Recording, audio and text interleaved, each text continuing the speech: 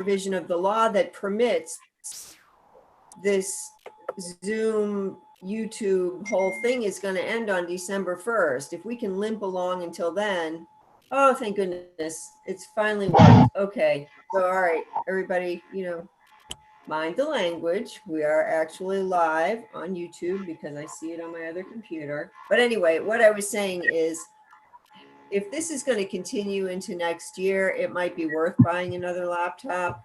But right now, this whole thing could end on December 1st, the way the law is written right now. So I don't know what's going to happen. I'm hoping the legislature will actually do something and extend this, because there's really no sense in going back to live meetings yet. It's too dangerous. I really like the Zoom meetings. They're great. Yeah, and being able to record them and go back and view them online, it's wonderful. Right. Yep. I haven't learned how to do that yet. Okay. Anyway, so you can start your meeting now. Finally. Okay, we ready? Doing what it's supposed to do. Okay, I'd like to call the meeting to order at 6:10 p.m. I see Marty's present, Ben's present, Paula, and then others present is Michelle. So we called it to order at 6:10. You guys, we emailed out the minutes and the packet. So I'll need a motion to approve the minutes from July 1st in a second. So moved. Second. Second.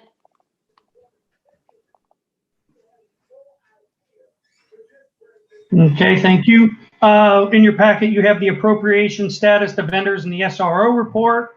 I have everything on file. If you have any questions, let me know. If not, we'll move on.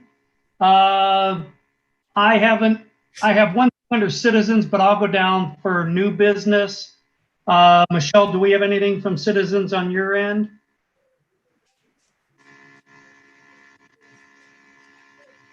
Nobody that I have seen yet. Okay. Thank you. Now, if we get something, we can address it. Under old business, as usual, the gatherings and events are on hold pending the outcome of the virus situation.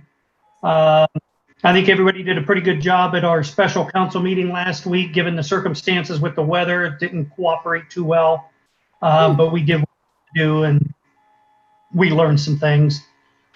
Looking to purchase our own sanitizing machines. That is completed. We have done that. School openings, they are open. We did have 1 week where we had gone red, so they did the virtual online. And then now that the schools are back in session, so they're kind of playing it week by week to see what the county does. If it goes red, then we'll have to do what we did before. Really nothing under comments or any other old business. Under new business, we are with our CARES funds. We're looking to purchase 5 laptops for Zoom meetings. We have people using their personal equipment to do Mantua Village business. We just don't think that that's right. We have the funds available. I did talk with TAC, who does our police reporting systems, and they've given us what kind of all the other municipalities are using. So because it's over $3,000, I know that we have discussed about spending this money how we see fit. I'd still feel more comfortable, and the mayor would as well, because next 3 items are over $3,000 each. I just feel a little more comfortable getting a motion. So I'd like a motion to purchase the 5 laptops for the Zoom meetings using the CARE funds. I don't think we can do that. I think we got to do that in council. We can make a motion to take it to council, but I don't think we can make Yeah, a motion. I'd like a motion to send it to council because it's over 3,000. So moved. Second. And then at council, I will have the amounts, the models, and if anybody has questions. I know Matt's an IT guy, so he may have some questions. The next item to move to council would be, we're looking at installing 4 temperature gates for the Village Hall and the Park Lodge using those funds. What those are, it's kind of like what you see at the airport where you walk through. They also double as a metal detector. And as you walk through, it takes your temperature. So we're looking at putting one of those at the front door of Village Hall, one up coming out of the elevator in the council chambers, and then at the lodge at both doors. And when and if that were to open back up, we'd be able to safely take everybody's temperature. And it also keeps track of how many people have entered. So because that's going to be over 3,000, can I get a motion to send that to council? So moved. Second. Oh, one question I would have though is, you're not putting one at the police door where people walk in to the police station? We're going to look at that one. Council chambers is either going to go at the top of the elevator. I got to see if we have room. Those are mobile units. We'll be able to move them around. The concern is with the morning sun, I don't know if there's enough room. You need like 2 feet to be able to put that. So if somebody were to come up the steps in the front and it picks up the sun, the morning sun, it may give false readings.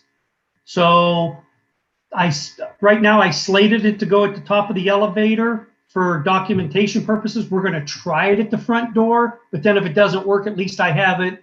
And I talked to him and I talked to John True. These are very easy, lightweight, able to move units. So we can kind of move them around where we need them. Okay. The other option is to put it in between the 2 sets of doors. If somebody were to come in and need to go to the interview room, I might have enough room in there through one door before the second door. There might be a way to do that there. But what I like about this particular model is it doubles as a metal detector. So looking forward down the road, it'll be a dual purpose machine. Good. Okay. Yep. The third item is working with a company that also worked with the fire department. It's Pride Heating and Cooling. We're going to install UV lights in the HVAC systems.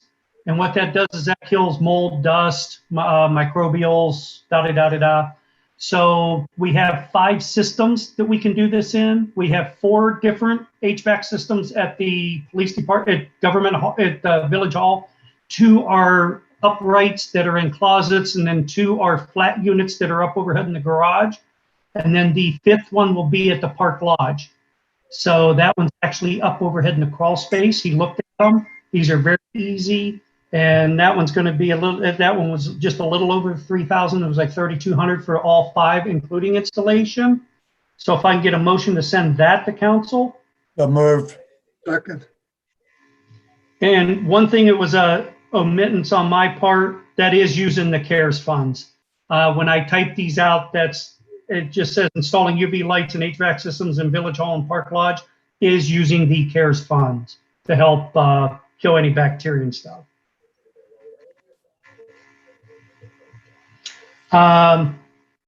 Trick or treat tentatively right now is scheduled for Saturday, October 31st from 6 to 8, unless it's going to be restricted by the officials. I had a recommendation to possibly move it to 5 to 7 because that is what Mantua Township is doing. So the township's going 5 to 7. In looking, Streetsboro, Aurora, Wyndham, everybody else is going 6 to 8. I'm undecided. It really doesn't matter. I tried to make it later because maybe some of the traffic. If it was during the weekday, 6 o'clock would definitely be a better choice because our rush hour in the evening would be mostly through. So I don't know what you guys' thoughts are. I was really going to make a decision about this next week, about trick or treat, but I was getting pressured because a lot of people had to know 4 weeks out about trick or treat. So I said, well, we'll just tentatively do it 6 to 8. And like I said, we can change it.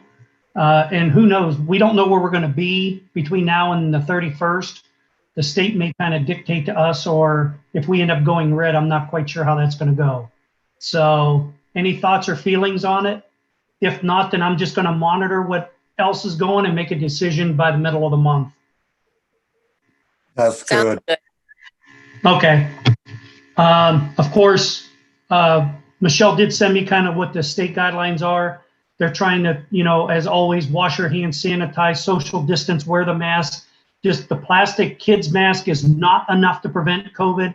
They're recommending, if you're going to do that, try to theme your costume towards fabric mask and then a couple layers to try to help that. So they're not recommending that you put a mask over your cloth mask to make it difficult to breathe. So it's be safe, but don't be over safe, because you don't want to put yourself in a dangerous situation.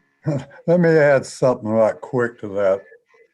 I went and Yes. got my flu shot last week. The nurse that was giving the flu shot said that she'd heard that we're going to be wearing masks for next 5 years. I don't know anything about that. I don't either. I'm just telling you what she said. Yeah. Do I think we will ever get back to the way we were in February? I don't know. I think masks are going to become a normal thing of the future. I just don't know what's going to be regulated or mandated, or I just don't know. I have not yet, but people are theorizing. The conspiracy people are saying that it's going to go away 3 days after the election. Some are saying next year. I just don't know. I know originally when this happened, they were talking about a second wave coming through in October. Of course, you can, Fox News said this morning, Kent has 51 new cases. They're up over 180 cases in Kent area. So it's climbing at an alarming rate there. So I guess we just have to wait and see. That's all I have under new business. There is one last thing.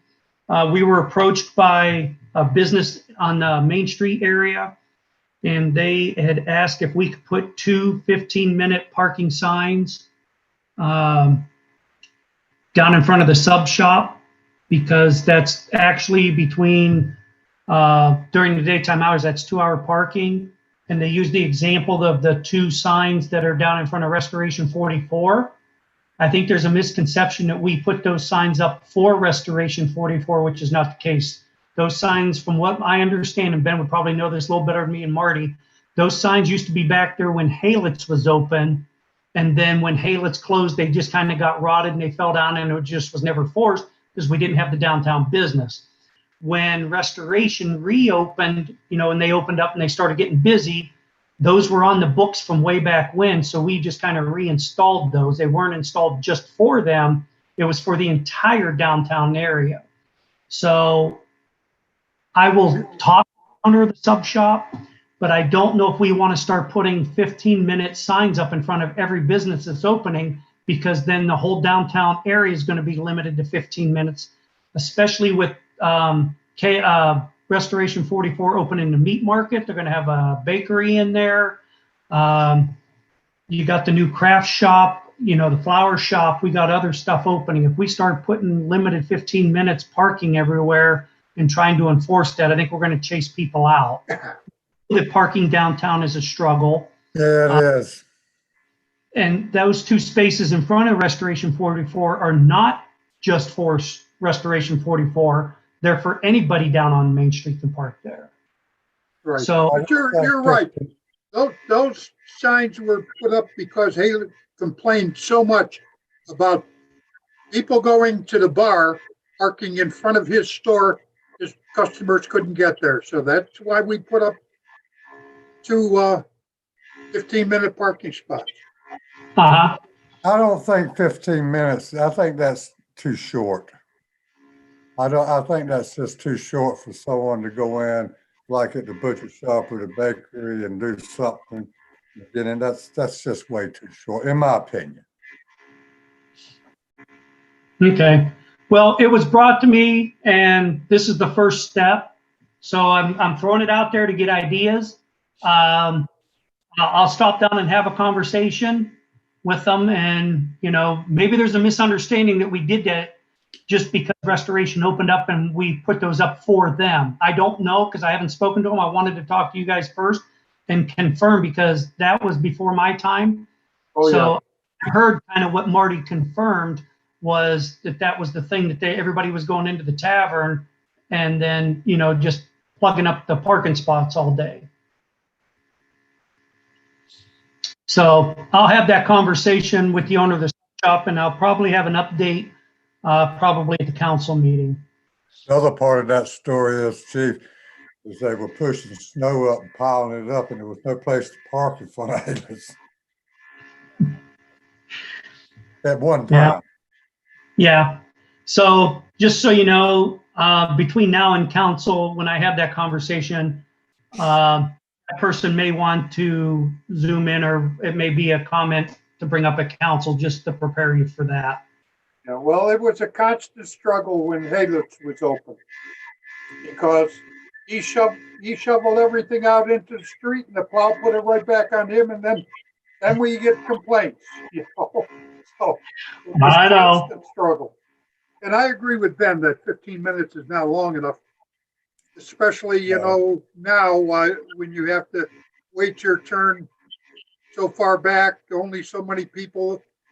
And, you know, it takes a little longer, especially if they're going to go up to the mini park and drink their coffee. They can't do it in 15 minutes. No, 15 minutes is just too short.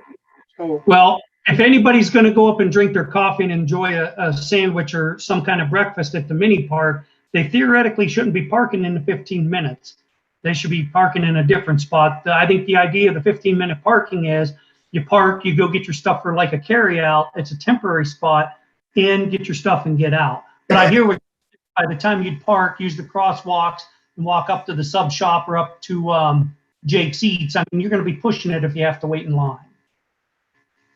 I mean, up to this point, I'll right now, we have not been sitting down there with a stopwatch and timing it exactly to 15 minutes. It hasn't become an issue yet. So I hear what you're saying. So just give me a heads up that may come to light a little bit farther down the road, seeing as things start to open up a little bit. Other than that, that's all that I have. The items recommended to council would be the 3 big ticket item purchases. Really nothing for finance, park, service. We're not tabling anything. We don't need an executive session. One other thing, John True and I are still looking at a few purchases. I don't think they'll be over that, but we'll know by council. We're looking at changing out the facilities in the restrooms to go touchless with those like eyes, the motion ones, so that, you know, we're less touching while we're in the restrooms. I already did install the touchless paper towel holders, so those are hands-free. And then we're looking at motion light switches, which should actually help us with our electric bill.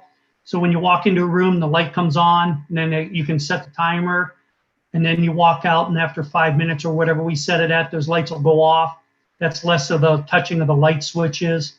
So just to try to help spread some of that, less hands-on, more hands-free. But John and I will probably have some more stuff to report to council about that.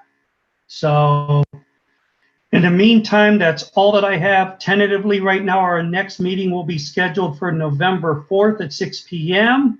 If I can get a motion to adjourn. So moved. Second by Marty. All in favor? aye. Aye. Good night, and we're closing at 6:27 p.m. Thank you so much. Thank You you. guys have a good evening. All right, take care. Thank you.